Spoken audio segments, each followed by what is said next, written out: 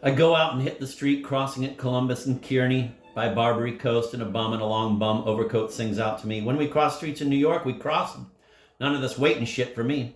And both of us barrel across and walk among cars and shoot back and forth about New York. Then I get to the cellar and jump down steep wooden steps in a broad cellar hall. Right to the right is the room with the bar and the bandstand ote, where now as I come, Jack Minger's blowing on trumpet, and behind him's Bill, the mad blonde pianist, scholar of music. On the drums, that sad kid with the sweating, handsome face who has such a desperate beat and strong wrists. And on bass, I can't see him bobbing in the dark with beard, some crazy wigmo or other. But it's not the session, it's the regular group, too early. I'll come back later. I've heard every one of Jack Minger's ideas alone with the group. But first, as I just dropped into the bookstore to look around, and a girl called Sonia had prettily come up to me, 17, and said, "Oh, do you know Raphael? He needs some money. He's waiting at my place." Raphael being my old New York crony. And more about Sonia later. I run in there and am about to turn around and swing out when I see a cat looks like Raphael wearing dark glasses at the foot of the bandstand, talking to a chick, so I run over, walking fast to avoid goofing the beat as the musicians play on. Some little tune like All Too Soon. I look right down to see if it's Raphael, almost turning over, looking at him upside down as he notices nothing, talking to his girl. And I see it ain't Raphael and cut out, so the trumpet player who's playing his solo wonders what he sees. Knowing me from before is always crazy, running in now to look upside down at someone, then running out. I go running up to Chinatown to eat and come back to the session. Shrimp, chicken, spare ribs. I go down to Sun Hyung Hung's and sit there at their new bar drinking cold beers from an incredibly clean bartender who keeps mopping the bar and polishing glasses, and even mops under my beer several times, and I tell him, "This is a nice clean bar," and he says, "Brand new." Meanwhile, I watch for a booth to sit in. None. So I go upstairs and sit in a big curtained booth for families, but they throw me out of there. "You cannot sit there. That's for families, big parties." Then they don't come and serve me as I wait. So I slump back my chair and stomp downstairs fast on quiet feet and get a booth and tell the waiter, "Don't let nobody sit with me. I like to eat alone." In restaurants, naturally. Shrimp in a brown sauce, curried chicken, and sweet and sour spare ribs. In a Chinese menu dinner, in a Chinese menu dinner, I eat it with another beer. It's a terrific meal I can hardly finish. But I finish it clean, pay and cut out. To the now late afternoon park where the children are playing in sandboxes and swings and old men are staring on benches. I come over and sit down.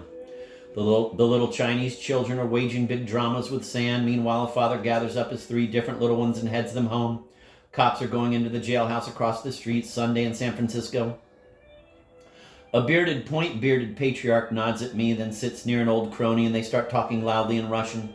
I know Olsky Dolsky when I hear it, and yet. Then I amble along in the gathering cool and do walk through Chinatown dusk streets like I said I would on Desolation, the wink of pretty neons, the faces in the stores, the festooned bulbs across Grant Street, the pagodas. I go to my hotel room and rest a while on the bed, smoking, listening to the sounds coming in the window from the Bell Hotel court, the noises of dishes and traffic and Chinese. It is all one big wailing world all over. Even in my own room there is sound, the intense roaring silent sound that swishes in my ear and swashes the diamond persephone. I let go and feel my astral body leave and lay there completely in a trance, seeing through everything. It's all white. It's a North Beach tradition. Rob Donnelly had done it in a Broadway hotel and floated away and saw whole worlds and came back and woke up in his room on the bed all dressed to go out, like as not to. Old Rob, wearing Mal Damlet's sharp cap on the side of his head, would be in the cellar even right now. By now the cellar is waiting for the musicians, not a sound, nobody I know in there. I hang on the sidewalk and here comes Chuck Berman one way and Bill Slivovitz the other, a poet, and we talk at a fender of a car. Chuck Berman looks tired, his eyes are all puffed, but he's wearing soft, smart shoes and looking so cool in the twilight. Bill Slivovitz doesn't care, he's wearing a shabby sports coat and scuffed out shoes and carrying poems in his pocket. Chuck Berman is high, says he's high, lingers a minute looking around, then cuts. He'll be back. Bill Slivovitz, the last time I saw him, said, "Where you going?" And I yelled, "What's the difference?" So now I apologize and explain I was hungover. We repair to The Place for a beer. The Place is a brown, lovely bar made of wood with sawdust, barrel, beer, and glass mugs, an old piano for anybody to bang on, and an upstairs balcony with little wood tables. Who cares? The cat sleeps on the bench. The bartenders are usually friends of mine, except today. Now, I let Bill get the beers and we talk at a little round table about Samuel Beckett and prose and poetry. Bill thinks Beckett is the end. He talks about it all over. His glasses glint in my eyesight. He has a long, serious face. I can't believe he's serious about death, but he must be. I'm dead, he says. I wrote some poems about death. Well, where are they? They're not finished, man. Let's go to the cellar and hear the jazz.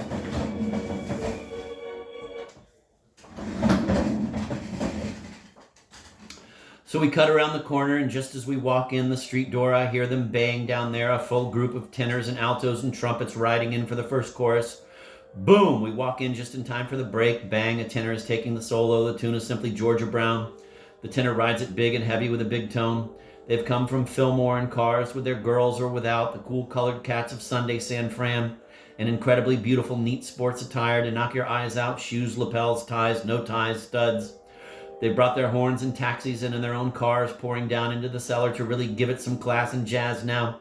The Negro people who will be the salvation of America. I can see it because the last time I was in the cellar, it was full of surly whites waiting around a desultory jam session to start a fight, and finally they did. With my boy Rainey, who was knocked out when he wasn't looking by a big, mean, brutal 250-pound seaman who was famous for getting drunk with Dylan Thomas and Jimmy the Greek in New York. Now everything is too cool for a fight. Now it's jazz. The place is roaring, all beautiful girls in there, one mad brunette at the bar drunk with her boys. One strange chick I remember from somewhere, wearing a simple skirt with pockets, her hands in there, short haircut, slouch, talking to everybody. Up and down the stairs they come. The bartenders are the regular band of Jack and the heavenly drummer, who looks up in the sky with blue eyes, with a beard, is wailing beer caps and bottles and jamming on the cash register, and everything is going to the beat. It's the beat generation, and everything is going to the beat. It's bet. It's the beat to keep. It's the beat of the heart. It's being beaten down in the world, and like old-time lowdown, and like in ancient civilizations, the slave boatmen rowing galleys to a beat, and the servants spinning pottery to a beat. The faces, there's no face to compare with Jack Mingers, who's up on the bandstand now, with a colored trumpeter who outblows him, wild and dizzy, but Jack's face overlooking all the heads and smoke. He has a face that looks like everybody you've ever known and seen on the street in your generation, a sweet face. Hard to describe. Sad eyes, cruel lips, expectant gleam, swaying to the beat, tall, majestical. Waiting in front of the drugstore.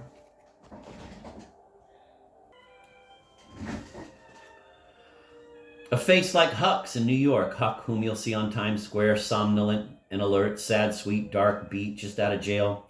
Martyred, tortured by sidewalks, starved for sex and companionship, open to anything, ready to introduce new worlds with a shrug. The colored big tenor with the big tone would like to be blowing sunny stits clear out of Kansas City roadhouses. Clear, heavy, somewhat dull and unmusical ideas which nevertheless never leave the music, always there, far out, the harmony. Too complicated for the motley bums of music understanding. In there. But the musicians here, the drummer is a sensational 12-year-old Negro boy who's not allowed to drink but can play. Tremendous, a little life, childlike Miles Davis kid like early Fats Navarro fans used to see in Espan, Harlem. Hep, small, he thunders at the drums with a beat which is described to me by a near-standing Negro connoisseur with beret as a fabulous beat. On piano is Blondie Bill, good enough to drive any group. Jack Minger blows out and over his head with these angels from Fillmore. I dig him. It's terrific. I just stand in the outside hall against the wall, no beer necessary, with collections of in and out listeners. With Sliv, and now here returns Chuck Berman, who was a colored kid from West Indies, who barged into my party 6 months earlier, high with Cody and the gang, and I had a Chet Baker record on, and we hoofed at each other in the room, tremendous, the perfect grace of his dancing, casual, like Joe Louis casually hoofing. He comes now in dancing like that, glad, everybody looks everywhere. It's a jazz joint and beat generation mad trick. You see someone, hi, then you look away elsewhere for something, someone else. It's all insane, then you look back, you look away, around, everything is coming in from everywhere in the sound of the jazz. Hi, hey! Bang, the little drummer takes a solo, reaching his young hands all over traps and kettles and cymbals and foot pedal. Boom! And a fantastic crash of sound. 12 years old. What will happen? Me and Sliv stand bouncing to the beat, and finally the girl in the skirt comes to talk to us. It's Gia Valencia, the daughter of the mad Spanish anthropologist sage who lived with the Pomo and Pitt River Indians of California, famous old man whom I'd read and revered only 3 years ago while working the railroad out of St. Louis Obispo.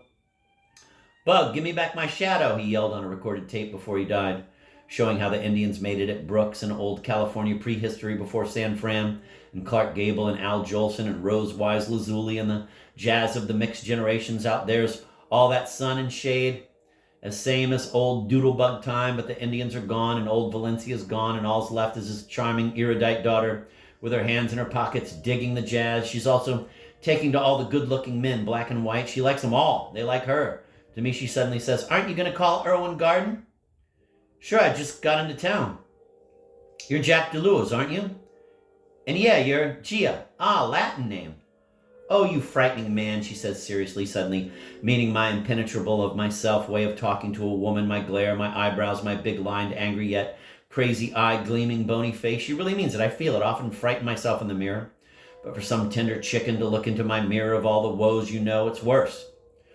She talks to Sliv. He doesn't frighten her. He's sympathetic and sad and serious, and she stands there. I watch her, the little thin body just faintly feminine in the low pitch of her voice, the charm, the veritable elegant old world way she comes on, completely out of place in the cellar. Should be at Catherine Porter's cocktail, should be exchanging duettos of art talk in Venice and Fiorenza with Truman Capote, Gore Vidal, and Compton Burnett. Should be in Hawthorne's novels. I really like her. I feel her charm. I go over and talk some more. Alternately, bang, bang, the jazz crashes into my consciousness and I forget everything and just close my eyes and listen to the ideas. I feel like yelling, "Play a fool I am," which would be a great tune. But now they're on some other jam, whatever they feel like, the downbeat, the piano chord, off. "How can I call Irwin?" I ask her. And I remember I've got Raphael's phone number from Sweet Sonia in the bookshop. And I slip into the booth with my dime and dial. Typical jazz joint stuff, like the time I'd slipped into the booth at Birdland in New York.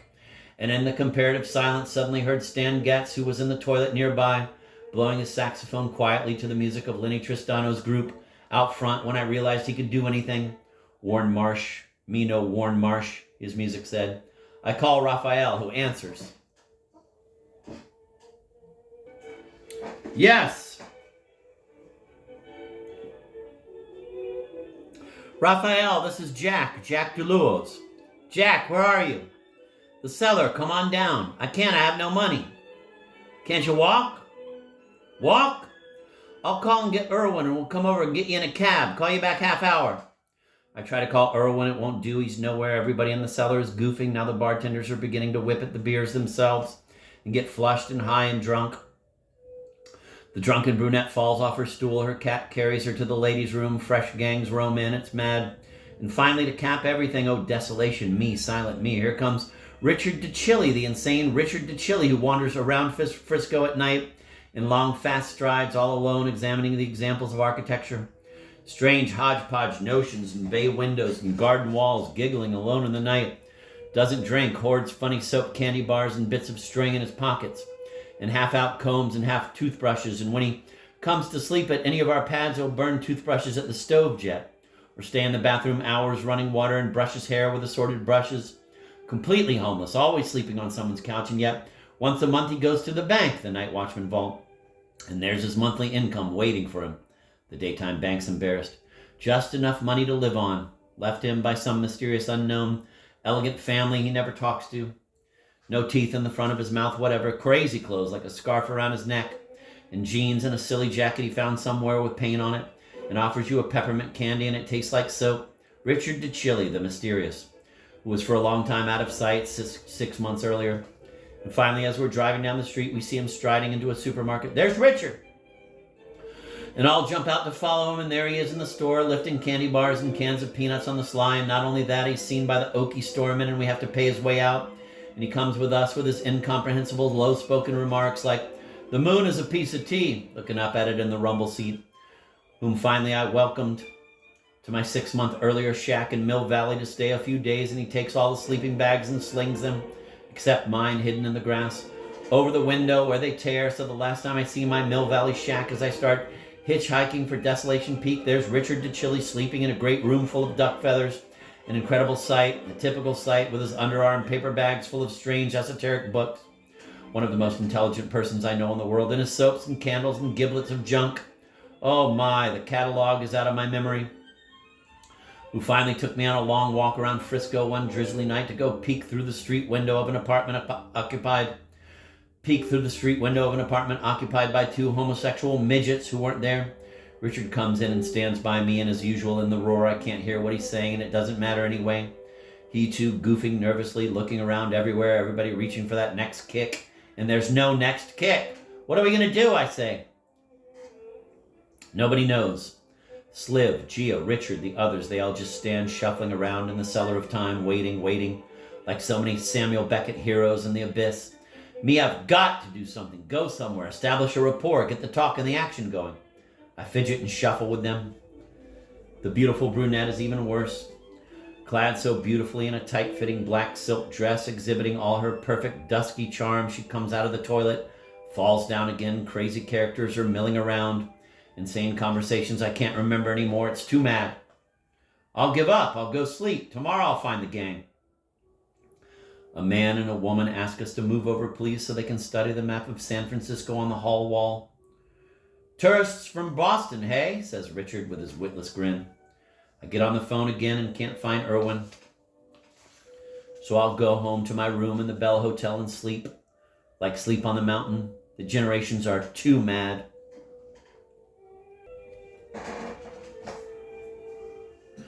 Yet Sliv and Richard don't want me to leave. Every time I edge off, they follow me, shuffling. We're all shuffling and waiting for nothing. It gets on my nerves. It takes all my willpower and sad regret to say so long to them and cut out into the night. Cody will be at my place at 11 tomorrow, shouts Chuck Berman, so I'll make that scene. At the corner of Broadway and Columbus in the famous little open eatery, I call Raphael to tell him to meet me in the morning at Chuck's. Okay, but listen, while I was waiting for you, I wrote a poem, a terrific poem. It's all about you. I address it to you. Can I read it to you over the phone? Go ahead. Spit on Bosatsu, he yells. Spit on Bosatsu. Ooh, I say, that's beautiful. The poem is called To Jack Duluo's Buddha Fish. Here's the way it goes.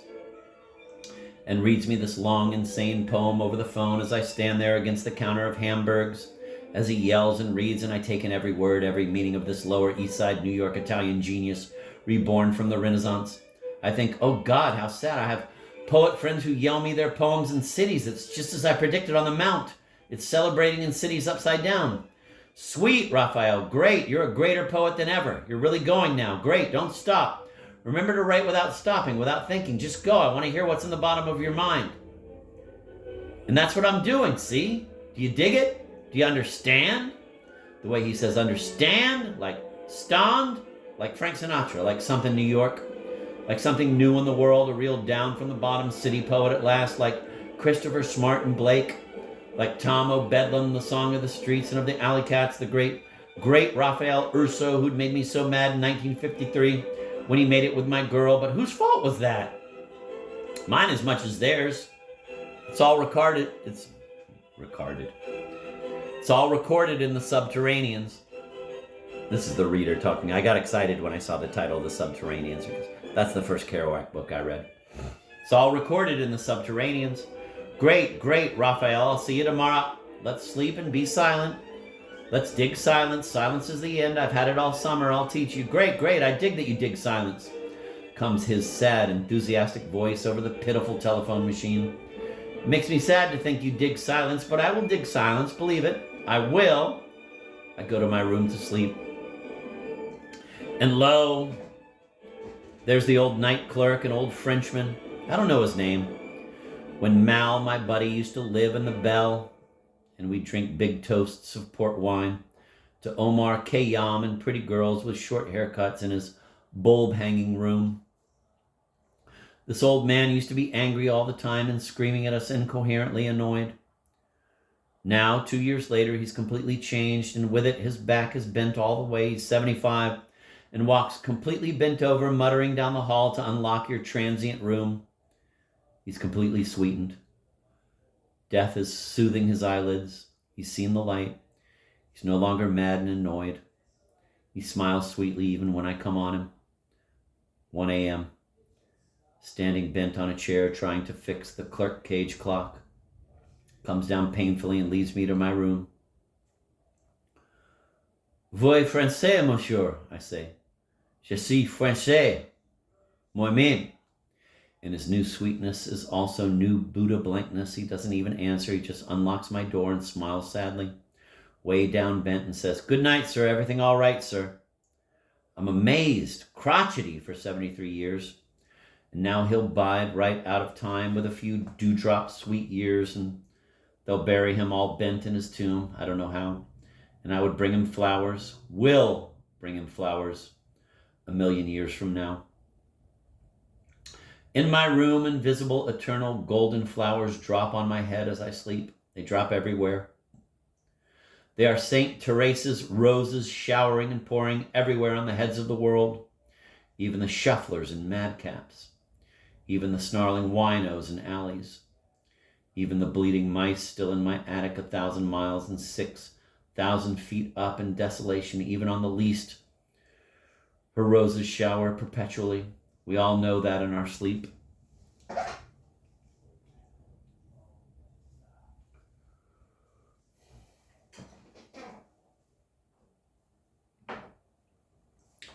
I'm going to reread that. In my room, invisible, eternal, golden flowers drop on my head as I sleep. They drop everywhere. They are St. Teresa's roses showering and pouring everywhere on the heads of the world, even the shufflers and madcaps, even the snarling winos in alleys, even the bleeding mice still in my attic 1,000 miles and 6,000 feet up in desolation. Even on the least, her roses shower perpetually. We all know that in our sleep.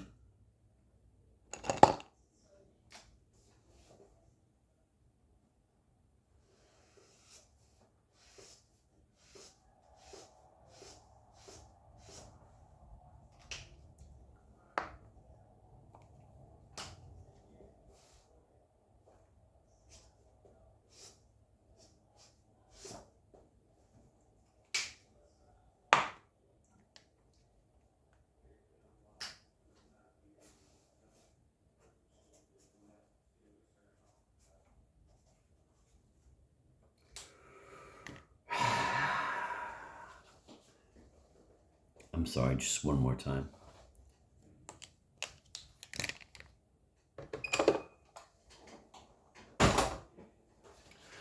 In my room, invisible, eternal, golden flowers drop on my head as I sleep. They drop everywhere.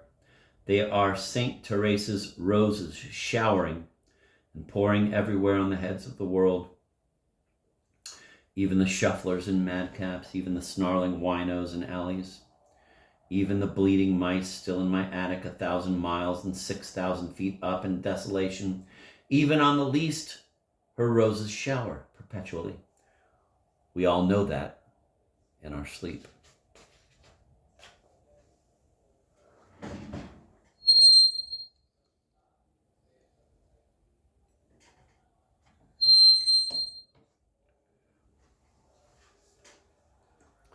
I sleep a good solid 10 hours and wake up roses refreshed, but I'm late for my meet with Cody and Raphael and Chuck Berman. I jump up and put on my little checkered cotton short-sleeved sports shirt, my canvas jacket over that, and my chino pants, and hurry out into the bright, ruffling Monday morning harbor wind. What a city of whites and blues, what air! Great church bells bonging, the hint of tinkling flutes from Chinatown markets. The incredible old Italy scene on Broadway, where old dark-garmented wops gather with twisted black little cigarillos and chot the black coffee. It's their dark shadows on the white sidewalk.